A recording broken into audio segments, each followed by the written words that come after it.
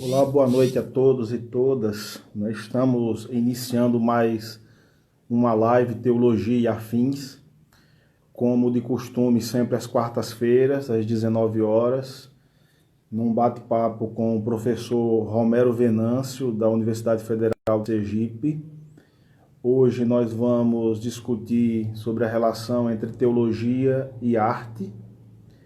E enquanto o pessoal vai acessando e aguardando também o professor Romero Venâncio acessar para podermos adicioná-lo à transmissão.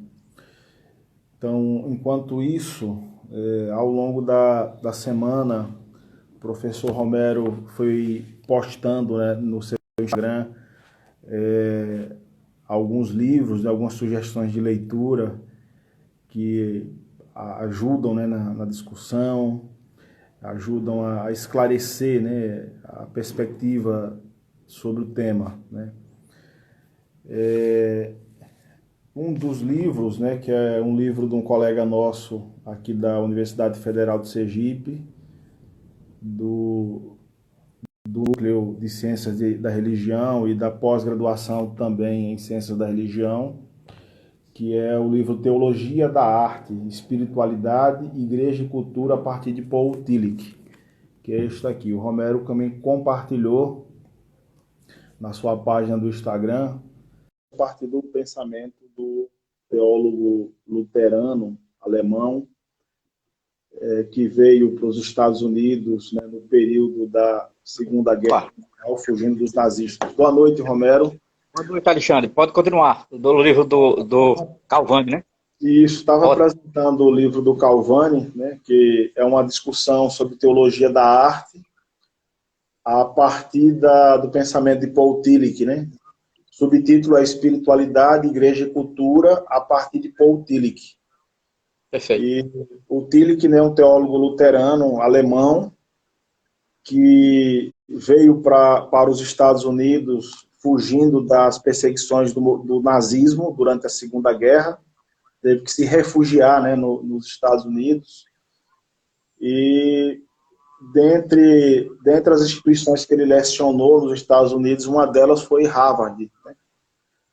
E tem algumas obras importantes deles já disponíveis em língua portuguesa. Uma delas é a sua Teologia Sistemática, publicada pela editora Sinodal, e vamos dizer que é um texto que sistematiza boa parte do seu pensamento, né, de grande importância. O Calvani é um especialista, né, no Tillich, e reuniu aqui uma série de textos escritos por ele sobre esta relação entre essa questão da correlação, na verdade, que é o método, né, o método correlativo, né, do Tillich, Exatamente. entre teologia e arte. Pronto. E você mostrou o que você organizou, porque eu acho importante. Eu queria que você começasse por ele. Eu queria que você começasse por ele, explicando como é que você chegou, como é que vocês construíram essa ideia, porque é um livro coletivo, né? E depois eu entro no tema. Eu queria que você começasse falando desse livro aqui. Pronto, então vou fazer isto. Então, o livro, né, o título é Bíblia e Arte, né, que é essa capa aqui que o Romero acabou de mostrar, Bíblia e Arte. O subtítulo é O Texto Bíblico como Arte Literária e como Inspiração Artística. A proposta é exatamente essa relação entre Bíblia e arte, mas é um olhar para o texto bíblico não somente enquanto texto de religião, né? Não somente enquanto texto sagrado, né? É pensar que antes do adjetivo, né, do sagrado, Bíblia sagrada, ou escritura sagrada, então, antes do termo ser adjetivado com esse adjetivo sagrado ou sagrada, se for Bíblia ou Escritura, no caso, a Bíblia ela é literatura, né? Ela é um texto.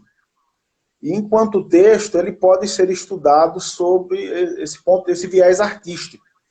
Tanto sobre o ponto de vista como o texto bíblico como arte literária, né, de se identificar elementos na própria elaboração, na própria redação do texto, de cunho literário, de cunho artístico, e também como o texto bíblico, ele serviu de inspiração, né, para outras obras de artes no Ocidente, vamos dizer assim. Não somente no campo da literatura, né, mas também no campo do cinema, das artes plásticas, né? Como você tem diversas pinturas, diversas obras de arte, que têm inspiração no texto sagrado ou no texto bíblico. Sob o ponto de vista da literatura, que no caso a coletânea acabou se concentrando em alguns textos que exploraram esta relação entre Bíblia e literatura, né? Essa coletânea aqui. Mas, sob o ponto de vista da literatura, por exemplo, né, há autores que dizem que a literatura do Ocidente, ela para ser bem compreendida, ela precisa considerar as influências grega e judaico-cristã. No caso, a influência grega nós vamos encontrar nos textos de Homero, né, nessa tradição homérica que a literatura no Ocidente vai estabelecer uma relação ou de interdiscursividade ou de intertextualidade, né, dialogando, né, com essa tradição homérica, mas essa outra tradição que é muito esquecida, que não é muitas vezes não tão bem estudada, tem a ver com a influência do texto bíblico sobre importantes obras literárias do Ocidente, né? Alguns autores exploraram bem isso, como Harold Bloom, né, que é um crítico literário que trabalhou isso, o Northrop Fryer, que é um crítico literário, acho que canadense, e que era também pastor protestante, mas também crítico literário. Talvez a sua proximidade com a tradição religiosa teve a sensibilidade de perceber a influência sobre a literatura. Tem alguma coletânea de ensaios do Fryer, publicado pela editora Realizações, né? Acho que a anatomia da crítica. Né? Exatamente. Há um outro autor que eu estou tentando me recordar agora, então, sobre crítica literária também, o Robert Alter, esse americano, acho que lecionou em Nova York. Ele não estuda o Antigo Testamento sob o ponto de vista religioso, sob o ponto de vista da crítica literária. Há um texto da Companhia das Letras, escrito por ele, que é a arte narrativa da Bíblia, né? Exatamente identificando sob o ponto de vista da composição, né? De como o texto ele possui recursos literários na sua composição, a narrativa, no caso dos textos do Antigo Testamento, e desta forma constituindo-se num texto, sob o ponto de vista artístico, além de um texto de religião, mas sob o ponto de vista artístico, extremamente sofisticado, né? E que, às vezes, o que tem impedido, né, o estudo da Bíblia sobre esse viés da crítica literária, por exemplo, às vezes tem sido um duplo preconceito, né? Um preconceito por parte dos críticos literários, que acha que trata o texto também somente como livro de religião e que não merece atenção sobre esse ponto de vista da crítica literária ou das artes, por exemplo, da relação com as artes, e também por parte dos religiosos que acabam monopolizando o texto como se o texto só pudesse ser estudado por eles sob o ponto de vista da tradição religiosa, né? Então, tanto religiosos como acadêmicos acabam prejudicando o estudo, né, do texto bíblico dentro dessa perspectiva. Pensando nisto, eu disse, olha, para provocar, de repente, interesse, né, eu tive a ideia de juntar um grupo de pessoas que pudesse escrever textos explorando esta relação entre a Bíblia e as artes, né? A proposta era textos que falassem sobre, por exemplo, sobre Bíblia e música, Bíblia e literatura, como alguns acabam explorando nessa coletânea, Bíblia e dança, por exemplo, né? Expressão corporal, Bíblia e cinema, né? Bíblia e cinema. Nessa coletânea, nós contamos com 9 capítulos, né? O livro ele contém 9 capítulos. Os autores são pessoas assim de algumas universidades espalhadas por regiões aqui do Brasil, né? Eu vou ler só o parágrafo aqui que eu faço a apresentação dos autores, assim. Eu coloquei aqui: livros são cartas dirigidas a amigos. Seguindo esta premissa, este livro é uma carta escrita em parceria por várias mãos, com o intuito de conquistar novos amigos, de ampliar a conversa, alcançar os que se encontram distantes, fortalecer laços de afeição pelo saber a serviço da humanidade, humanizar, sensibilizar, provocar espantos, inquietações, questionamentos. Carta escrita por várias mãos, estas pertencentes a autores de instituições universitárias de 3 regiões do Brasil. Do Nordeste, o Cláudio Vianney Malzone, da Universidade Católica de Pernambuco. Também do Recife, Humberto Gomes de Freitas, do Seminário Presbiteriano do Norte. Adenilton Tavares de Aguiar, Seminário Adventista Latino-Americano de Teologia, em Cachoeira, Bahia. Jair Rodrigues Melo, Universidade Regional do Cariri, Crato, Ceará. Carlos Eduardo Calvani, Romero Venâncio, José Raimundo Galvão e Alexandre de Jesus, todos da Universidade Federal de Sergipe, São Cristóvão, Sergipe. Do Centro-Oeste, Isabel Cristina Blum Schneider e José Reinaldo Martins Filho, ambos da Universidade Católica de Goiás, da Pontifícia Universidade Católica de Goiás, em Goiânia, e da região sul, Flávio Schmidt e Rubiele Luiza Dietrich, ambos da Faculdade de Zeste, em São Leopoldo.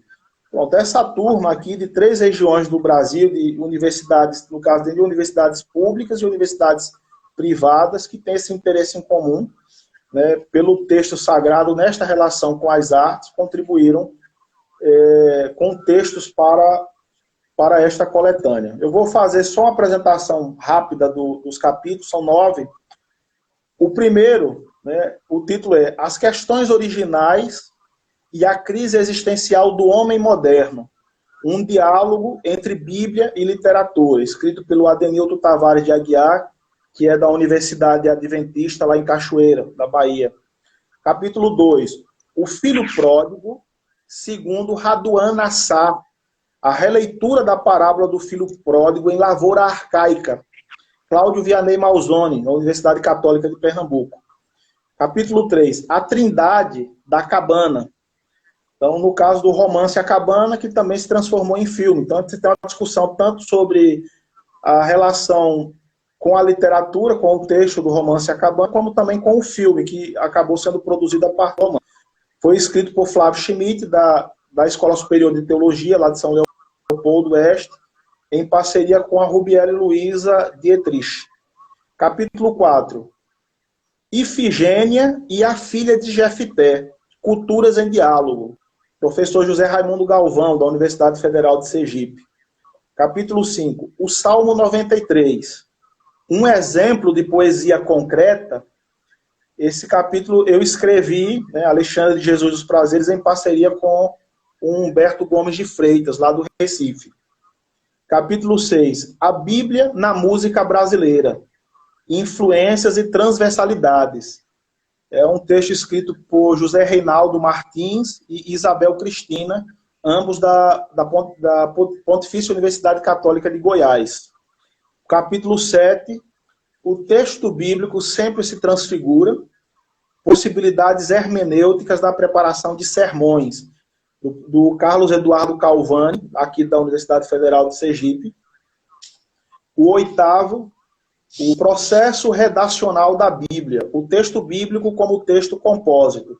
Este é um segundo capítulo que eu escrevi para o livro, né? Foi escrito por mim. Por último, literatura apocalíptica e resistência política, Jair Rodrigues Melo, que é da Universidade Estadual do Cariri, lá no Crato. Né? Então, foi essa turma que contribuiu. Estes são os capítulos, né, que compõem a coletânea. A editora é a Fonte Editorial, e costuma vender os livros através da Saraiva e do site da Amazon. Por incrível que pareça, dos exemplares que ficaram comigo, né, que eu distribuí o dos autores, aos que ficaram comigo, só restou este, que está aqui nas minhas mãos. Esse é o último que eu tenho aqui comigo, mas eu acredito que a Fonte Editorial ainda possua exemplares disponíveis para venda. Então, buscando ou no site da Fonte Editorial ou através desse site da Amazon ou Saraiva, eu acredito que seja possível ainda encontrar exemplares disponíveis. Né? Bíblia e Arte, o título. É isso. Maravilha, maravilha. Maravilha. Olha, eu me posiciono dessa forma. O tema arte e teologia. Né? Veja, eu vou trabalhar... primeiro, eu acho importante, como você começou, o texto bíblico como um texto literário. Então, você vai encontrar dentro da Bíblia uma série de expressões ou formas literárias. Por exemplo, nós temos na Bíblia Salmo, nós temos na Bíblia crônica, nós temos na Bíblia novela, nós temos na Bíblia poesia, nós temos na Bíblia...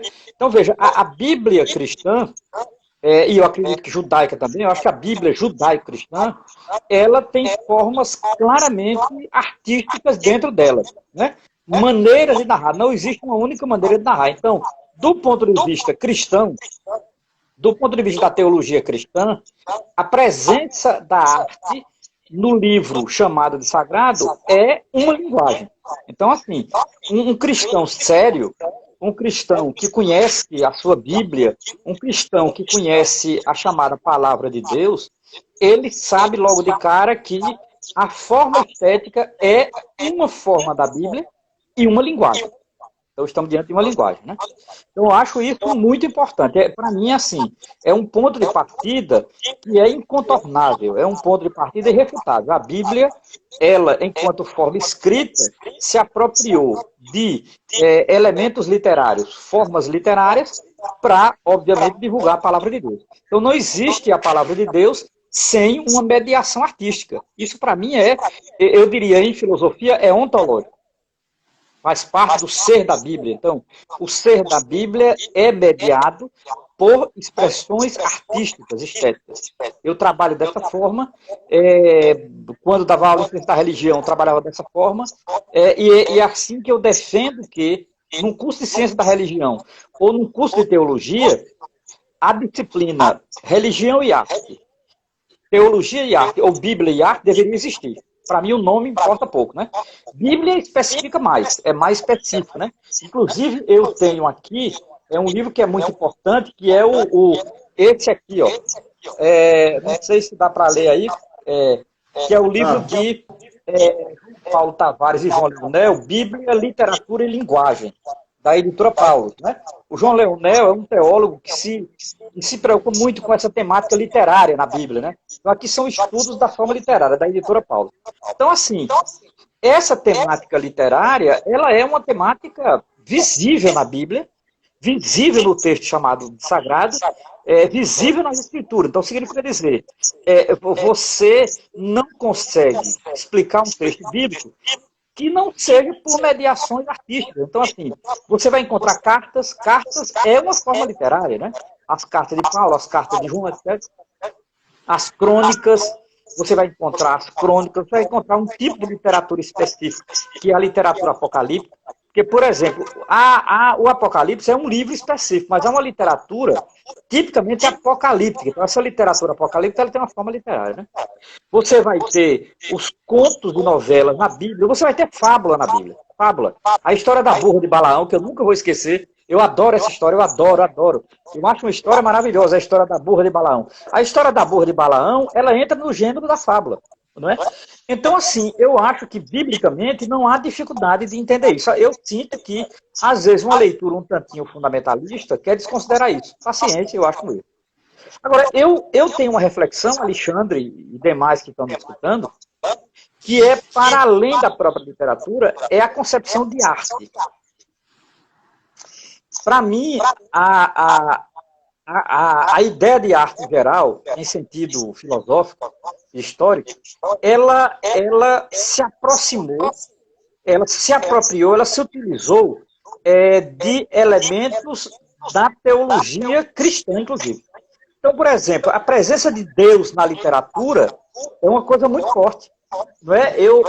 Essa semana eu li esse livro aqui, intitulado O Quinto Evangelista, o Desevangelho segundo José Saramago. Por exemplo, José Saramago não era um religioso, era um ateu. Mas ele tem um livro em que ele retrata literariamente a vida de Jesus. Então, o Evangelho segundo Jesus Cristo, da editora Companhia das Letras no Brasil. Então, esse tipo de apropriação de expressões literárias de temas teológicos, como Deus, como o tema do sacrifício, o tema da fé, o tema do inferno. Sartre tem uma peça em que é a peça que passa no inferno. Então, assim, esses temas, os temas da teologia, eles acabaram sendo apropriados pela literatura, que é um outro caminho. Não é o caminho de você ler literariamente a Bíblia, mas agora o caminho é outro. É você ler essas obras de arte a partir de algumas categorias teológicas que essas mesmas obras se apropriaram. Eu acho esse caminho muito importante, eu trabalho com ele também, que é ver elementos teológicos em obras literárias, mas não só em obras literárias, né? Eu trabalho também, além da literatura, seja o romance, o conto e a poesia, eu trabalho também com cinema. Então, o cinema, apesar de ser arte mais nova, porque o cinema é do final do século XIX, então você vai encontrar cineastas que têm, na sua forma de trabalhar a imagem cinematográfica, questões profundamente teológicas. Então, eu vou dar um exemplo bem concreto.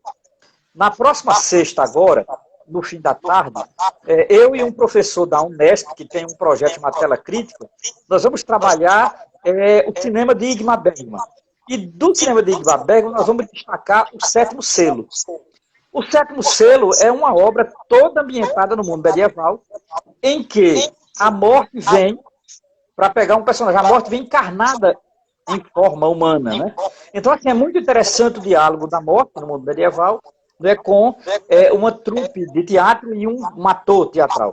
Então, esse é o tema do filme. Veja, a ideia... Bergman é um cineasta, ele é um cineasta sueco, né, que trabalhou muito temas teológicos, o tema da dúvida, da fé, o tema da existência de Deus, o tema da angústia perante o absoluto. Então, assim, eu observo que você tem tanto a forma literária como forma estética já na Bíblia, como você tem a apropriação de artistas a partir de temas teológicos. Então, o cara é um poeta, um dramaturgo, um escritor de romance, ele se apropria de um tema teológico e ali ele refaz uma narrativa. Ele cria uma narrativa a partir de uma temática teológica. Eu acho que é muito importante isso. Obviamente, a primeira parte, que é trabalhar a literatura na Bíblia, ninguém tem dúvida e ninguém perguntaria, mas isso leva ou não à fé? É tranquilo, né? É uma maneira de estudar a Bíblia, né? Inclusive uma crítica moderna de estudar a Bíblia, tá certo.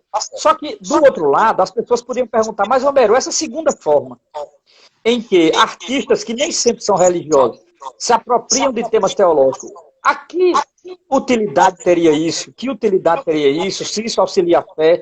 Teologicamente, eu também acredito que sim. Eu acho que são os artistas colocam questões, se apropriando de temas teológicos, eles colocam questões para a fé moderna. Eu acho interessante isso, a ideia de que não é que você vá se converter lendo um livro de Saramago, eu não acredito nisso. Mas você, sendo um convertido, você coloca algumas questões que o livro de Saramago coloca e você reflete teologicamente. Então, eu não acredito que uma peça de Sartre que trata do inferno vá converter alguém. Mas a peça de Sartre sobre o inferno coloca questões para nós que somos cristãos. Eu não acho que um poema de Adélia Prado vá converter ninguém.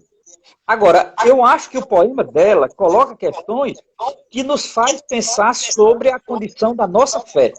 Isso, para mim, é muito importante também. Eu acho que é um elemento importante no mundo contemporâneo e que nos ajuda, inclusive, a ampliar o próprio horizonte da fé. Então, eu acredito que a arte, sem deixar de ser arte, a arte, sem deixar de ser criação, ela pode ampliar o horizonte da fé a partir de categorias teológicas. Isso eu acredito, mas acredito mesmo. Não é? E, digamos assim, isso já basicamente está incorporado a, digamos assim, a minha condição de fé. Bem, inicialmente é isso, Alexandre. Não sei como é que você vê essa posição. Não, eu concordo perfeitamente. Até eu acho assim, se muito desses temas, né, teológicos, né, eles estão, de um certo modo, refletindo questões de natureza humana assim, extremamente profunda. Questões profundas, vamos dizer assim, relacionadas à existência humana ou à condição humana, vamos dizer assim, neste mundo. Né? Então, esses artistas, né, estão apenas tendo uma sensibilidade para identificar, né, temas que, embora a religião também os identificou e abordou esses mesmos temas a partir de uma perspectiva, de repente, da fé, mas esses temas que a religião está abordando, de um modo geral, eles dizem respeito ao ser humano, à condição humana. Como se refletir, por exemplo, seja a respeito da vida, da existência, ou a respeito da não existência, vamos dizer assim, da finitude, né, da morte, por exemplo, né, que pode estar tão presente na literatura, ou tão presente em outras formas artísticas, vamos dizer assim. Então, é algo que não necessariamente exige do artista um comprometimento de fé. Ou seja, um autor como José Saramago, que é ateu, de um certo modo, estabelece um diálogo, né, uma relação de intertextualidade ou interdiscursividade, já que, como diz o Mikhail Bakhtin, né, que é um filósofo da linguagem, né, russo, que todo texto é dialógico, né, que todo texto ele está dialogando ou com outros textos ou com questões da sociedade da época, né? Que os textos não são produzidos num vácuo, eles não caem num vácuo pronto.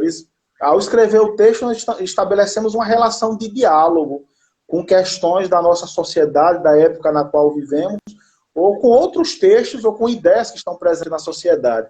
Por exemplo, o Saramago, ele, de um certo modo, mesmo sendo ateu, ele não tem como deixar de reconhecer o impacto que a tradição cristã tem no Ocidente e que os textos sagrados dessa tradição têm no Ocidente. Mesmo que você não tenha uma relação de fé com esses textos, mas há uma compreensão de que o estudo desses textos e a leitura desses textos são importantes para compreender a própria cultura ocidental. Para compreender elementos importantes que caracterizam a cultura do Ocidente. Então, ele estabelece, né, uma relação, de certa forma, dialógica com os evangelhos, fazendo a sua própria leitura, ou releitura, ou interpretação de elementos filosóficos.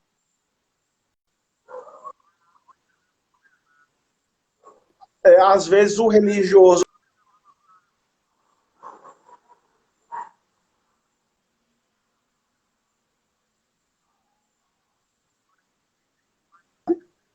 né, mas é impossível de você exercer esse tipo de controle, né, sobre a produção artística. Né, você pega a palavra grega, né, para criação, poiesis, né, poiesis, criação, esse ato criativo, né, esse ato de criar que se aproxima de uma certa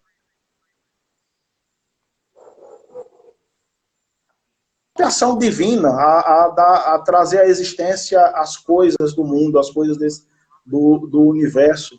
Ou como na literatura, nos textos platônicos, se fala de um não daquele que traz a existência do nada, mas de um artífice, né, de um demiurgo, de alguém que vem e modela, né, a partir de matéria pré-existente.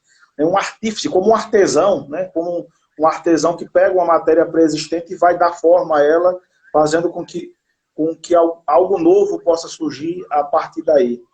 E os artistas estão fazendo isso.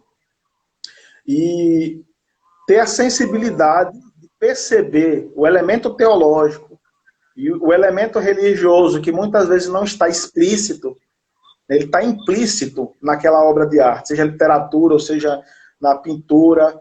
Às vezes, como no caso aí do Paul Tillich, né, de conseguir perceber na arte moderna, na arte contemporânea, um certo desespero, uma certa angústia, que, de uma certa forma, expressa a atual condição de existência do ser humano moderno.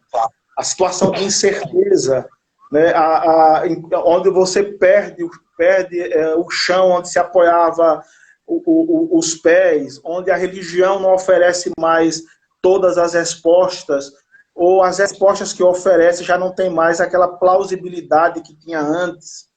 Porque agora você tem uma pluralidade de explicações e de interpretações do mundo que estão concorrendo umas com as outras e que vai dando condições para que as pessoas comecem a perceber que as interpretações religiosas elas se relativizam. Elas acabam se relativizando nessa situação. Isso traz insegurança, isso traz incerteza. Eu já ouvi no contexto mais eclesial, né, algumas pessoas dizendo assim, mas eu preciso de certeza. Se eu não tiver certeza, eu sei que tem muita gente que precisa disso, que não consegue conviver com o elemento da dúvida, né, o elemento da dúvida, mesmo dentro do contexto religioso. Né, que a dúvida ela muitas vezes a certeza que é tão buscada, ela se torna uma certeza ilusória, porque eu fico fugindo, né, de me confrontar com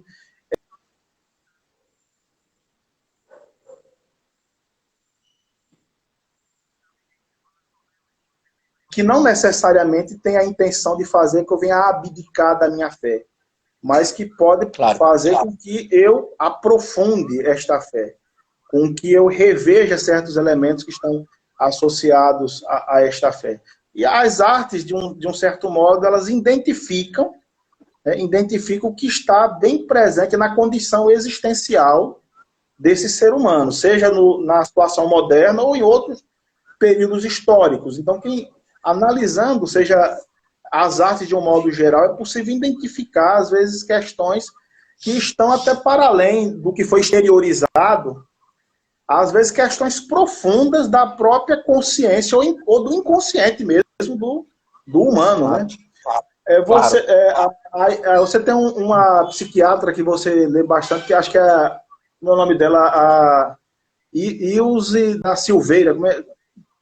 Nise da Silveira. Nise da Silveira, que trabalhou com alguns pacientes, né? Que colocavam seus sentimentos em pinturas e, de uma certa forma, né, conseguia expressar angústias profundas que estavam ali, às vezes, em nível reprimido ou inconsciente, que eles conseguiam externar isso numa pintura, por exemplo. Além de arte, se tornou um recurso terapêutico. Né? A luta no inconsciente, às vezes, dessas pessoas sendo externalizada nessas pinturas, por exemplo, né? E, às vezes, o pintor, o artista plástico, por exemplo, ou de outro tipo de arte na situação contemporânea, também tem conseguido fazer isso. E ignorar isso, né, é perder muita coisa em termos de compreensão do nosso tempo e de outros tempos, né? Alexandre, eu concordo plenamente. Eu até diria, olha, eu acho que ajuda se uma pessoa está em busca, por exemplo, de uma fé mais profunda, está em busca de um sentido mais profundo para a vida, eu não tenho mais dúvida em dizer, a arte é um caminho que não só não atrapalhará a sua fé, como ajudará a iluminar a sua fé. Eu digo isso com muita tranquilidade. Sim. Eu não acho, e eu jamais farei, doutrinação com a arte. Uma ideia de, eu vou usar um termo que se usou para Tomás de Aquino. Tomás de Aquino cristianizou Aristóteles. Eu não quero cristianizar a arte, não é isso. Eu quero estabelecer uma relação entre arte e teologia. É assim que eu entendi o Paul Tillich, que você citou aqui várias vezes. Você tem esse livro aqui, né? Você conhece esse livro, né? Tenho. O Teologia da Cultura. O Teologia da Cultura dele. Veja, eu acho que me ajudou demais. Eu não conhecia, eu conheci muito recentemente. Eu tenho esse livro desde o ano passado. Eu li esse livro no ano passado. Né? Eu sabia dos interesses de Tillich pela cultura, pelas artes, até por conta de conversas que eu tinha com Carlos Calvani. Então, Calvani, que nós apresentamos aí o livro dele, tem um capítulo, o capítulo primeiro inteiro é sobre vida e obra de Paul Tillich. Né? Então, como eu admiro muito esse teólogo alemão, e acho que ele abre, metodologicamente, essa relação que ele chama de correlação, né, com as artes. Então, assim, a ideia é, eu vejo no poema um elemento imponderável que aquele poema pode me fazer pensar em Deus, por exemplo. Qual o problema? Nenhum. O poema pode ter um outro destino, mas a minha leitura, a partir da teologia que eu faço e tenho, me leva a perceber assim no poema. Eu vejo uma peça de teatro. Olha, eu nunca vou esquecer, Alexandre, nos anos 50, tem um filósofo que também é teólogo e era cristão, que é Paul Ricoeur. Paul Ricoeur foi ver uma peça de Sartre chamada O Diabo e o Bom Deus. Ele escreveu isso, tem um livro dele sobre essa peça. E ele diz assim, olha, como pode uma peça, que é uma peça que quer ferir radicalmente os cristãos, que quer agredir os cristãos, me fez repensar a minha fé, diz Paul Ricoeur. Então, assim, mesmo que o interesse de Sartre naquela peça fosse um interesse, vamos supor, profano, a leitura que Paul Ricoeur fez não foi essa. Isso me interessa muito. É isso que me interessa. É essa leitura teológica que me interessa. Em nenhum momento Paul Ricoeur desfaz de Sartre ou diz que Sartre deveria fazer de outra forma. Sartre era um ateu. Agora, Paul Ricoeur não era ateu. E Paul Ricoeur foi ver a peça de Sartre. Né? Então, esse gesto de fazer com que uma peça que tematiza Deus, mas de maneira crítica, ela ajuda a compreender a fé que o sujeito tem, é esse tipo de arte e é esse tipo de relação entre teologia e fé que me interessa. Né? Que hoje me interessa cada vez mais e que eu sempre, quando as pessoas querem conversar sobre isso, querem estabelecer um diálogo sobre isso, eu topo. Né? O curso Ciência da Religião, ele tem essa disciplina, né? Que é religião e estética, relação entre estética e religião. E eu me lembro que uma vez eu fui a primeira pessoa a ensinar essa disciplina, depois chegou o Calvani, aí o pessoal pegou e eu me afastei do curso. Mas logo no começo do curso eu trabalhei um tempo, e eu trabalhei nessa linha, dizia aos alunos isso. A disciplina não era para doutrinar ninguém, ao mesmo tempo a disciplina não era para reduzir a arte apenas à fé cristã, mas era para estabelecer um diálogo. Eu escolhi alguns textos literários, algumas pinturas, alguns filmes, para trabalhar elementos da teologia a partir dessas obras. Né? Então foi assim, foi muito bom. Eu pensei muito, né? Eu fui ter que ver outras coisas, então isso me ajudou muito. E acho que alguns alunos entenderam. Isso não significa dizer que entender significa perder a fé, muito pelo contrário. Eu acho que ajudou a fazer aquilo que o apóstolo Pedro dizia, dar as razões da fé. Eu espero que a arte tenha ajudado ao sujeito a lhe dar as razões de sua fé. Isso é o máximo que eu quero. No mais, é estabelecer a relação e tal. Entendeu?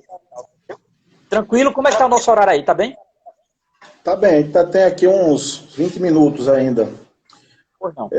Aqui eu não sei se você percebeu, quando a gente começou a pipocar aqui fogos. Eu não sei do que é, mas eu tô aqui na zona sul da cidade e estava parecendo que estava ocorrendo algum tipo de carreata. Tá? Nossa Senhora! Carreata.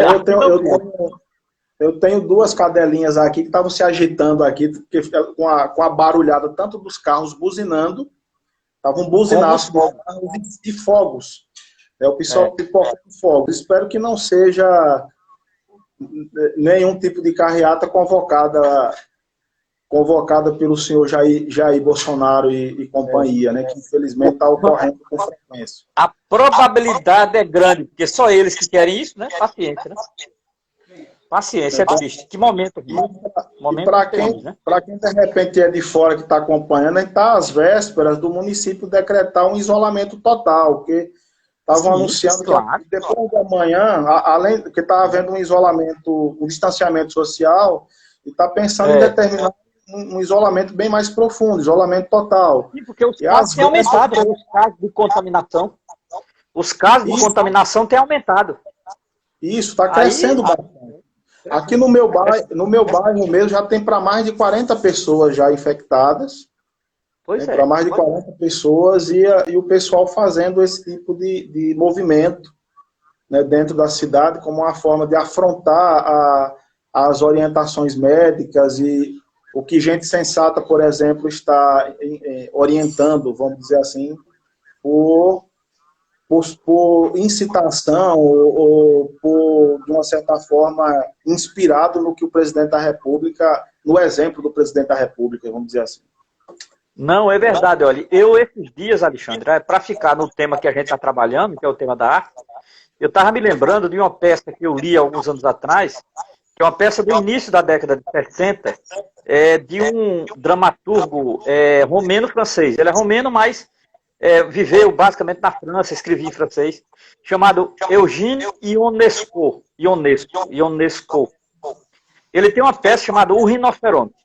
Né?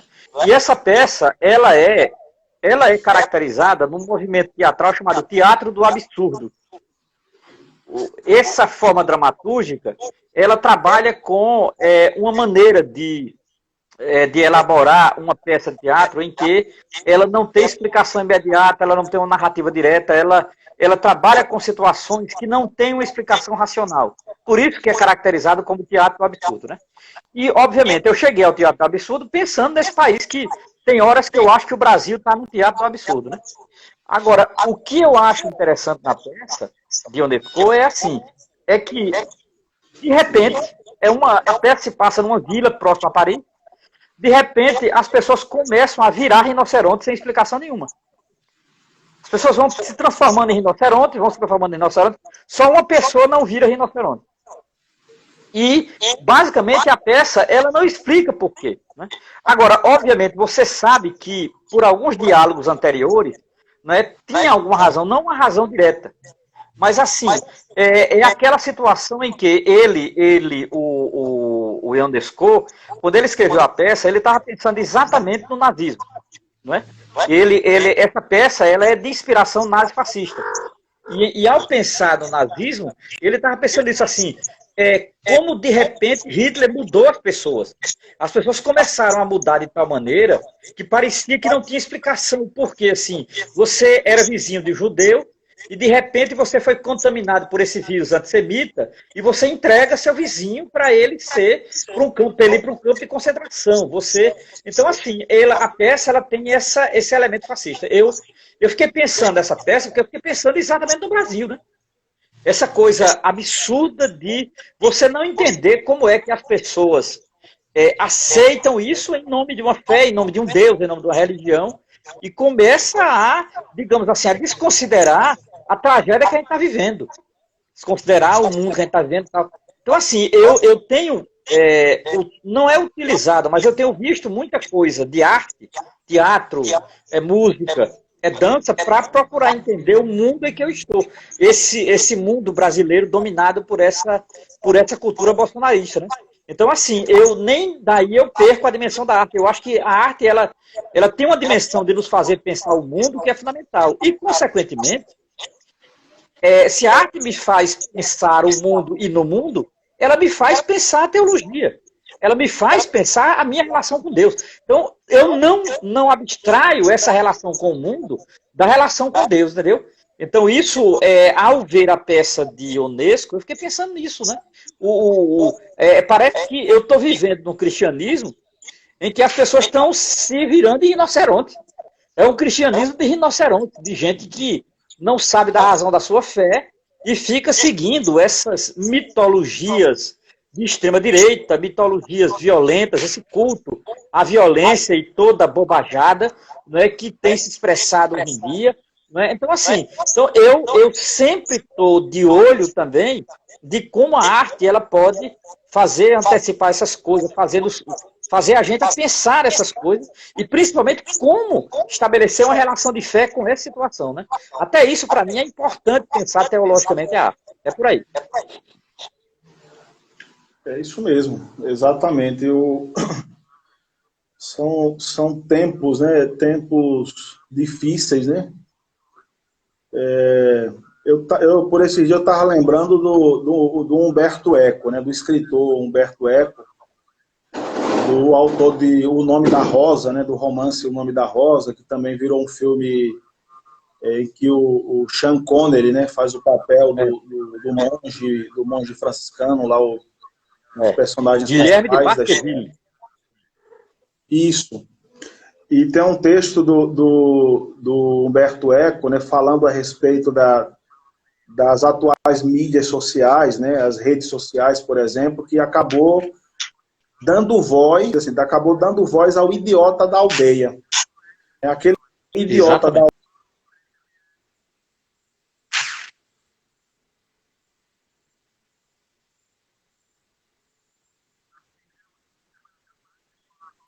Mas a nocividade era muito pequena, né?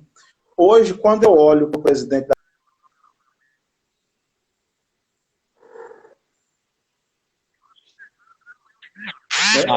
é idiota que ganhou voz exatamente nas mídias sociais, fala para o mundo todo.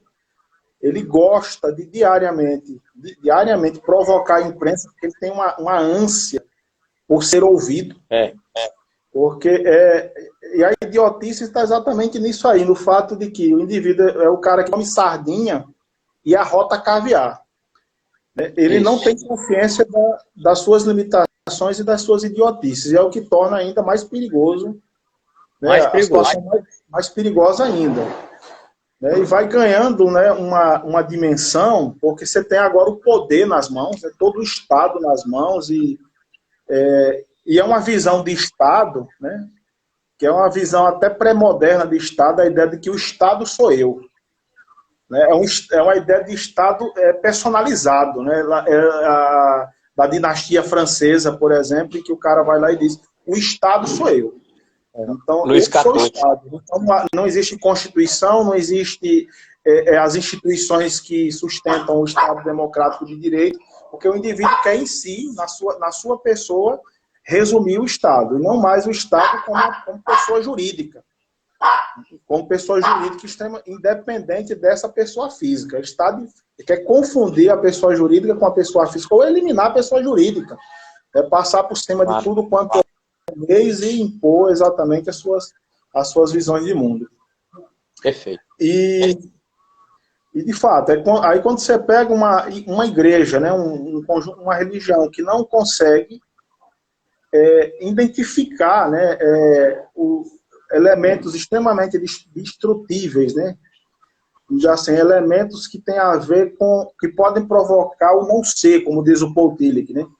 E são elementos que podem produzir, extinguir a nossa existência. Coisas que estão relacionadas a elementos de uma necropolítica, como é um termo que tem sido usado bastante nos últimos tempos. Muito comum, né? Exatamente. Tem a ver com forças altamente destrutivas, né, com as quais, de uma certa forma, a religião lida, né, são temas também de cunho teológico, e que também acaba se expressando na literatura esse embate, por exemplo, entre o bem e o mal, né, entre forças destrutivas e forças criativas. Entre aquilo que cria e produz vida e aquilo que destrói e que quer provocar a extinção de tudo quanto é vivo. né? Então, essas dinâmicas, né, de destruição e criação, e que em algum momento estão muito bem presentes no humano. O humano não é totalmente bom nem totalmente mal, são as duas coisas bem misturadas, o bem e o mal agindo fortemente. Às vezes na religião, principalmente na tradição cristã, que separa dualisticamente isto, né? Aí passa-se a entender que o cristão e a fé cristã como expressão somente daquilo que é bom, já que Deus passa a ser interpretado como o sumo bem, e aqueles que são seus seguidores representam este bem no mundo. Só que na realidade, né, em termos ideais, mas na realidade as coisas não se dão exatamente dessa maneira. Porque no seio dessa religião que se vê como expressão do bem, estão atuando forças extremamente destrutivas e maléficas, ou por que não dizer demoníacas, né? Que é um dos temas também que o Tillich toca muito, o elemento demônico, né? Demônico ou demoníaco. E exatamente está muito associado a essas forças que querem se apossar da nossa consciência, né? Nos tirar a capacidade de pensar por nós mesmos e decidir em nosso lugar. Tomar a nossa, se apropriar da nossa consciência e decidir por nós.